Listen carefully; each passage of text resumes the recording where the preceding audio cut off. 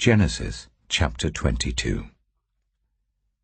Some time later, God tested Abraham. He said to him, "Abraham." "Here I am," he replied.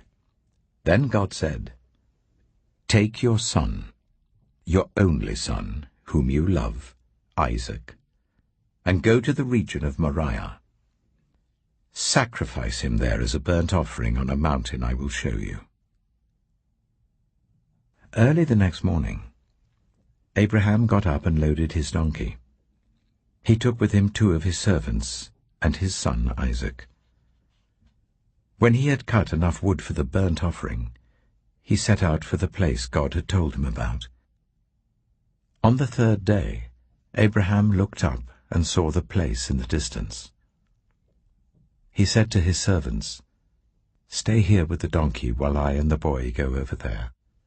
We will worship, and then we will come back to you." Abraham took the wood for the burnt offering and placed it on his son Isaac, and he himself carried the fire and the knife. As the 2 of them went on together, Isaac spoke up and said to his father Abraham, "Father?"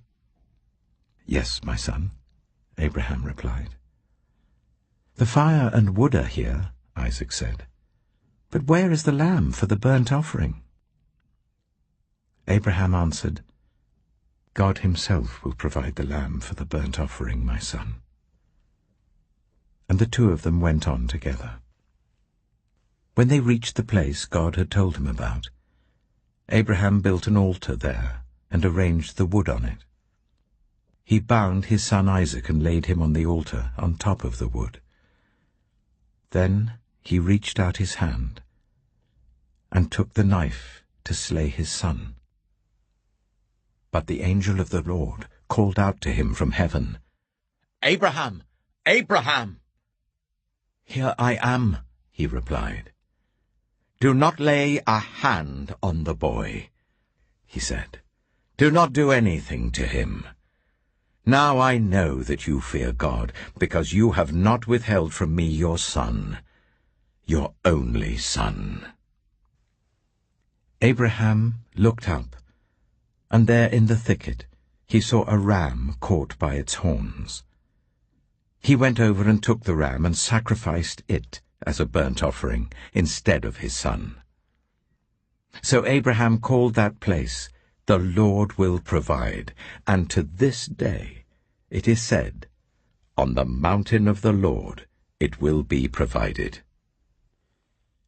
The angel of the Lord called to Abraham from heaven a 2nd time and said, "I swear by myself, declares the Lord, that because you have done this and have not withheld your son, your only son, I will surely bless you and make your descendants as numerous as the stars in the sky and as the sand on the seashore. Your descendants will take possession of the cities of their enemies, and through your offspring all nations on earth will be blessed, because you have obeyed me." Then Abraham returned to his servants, and they set off together for Beersheba. And Abraham stayed in Beersheba.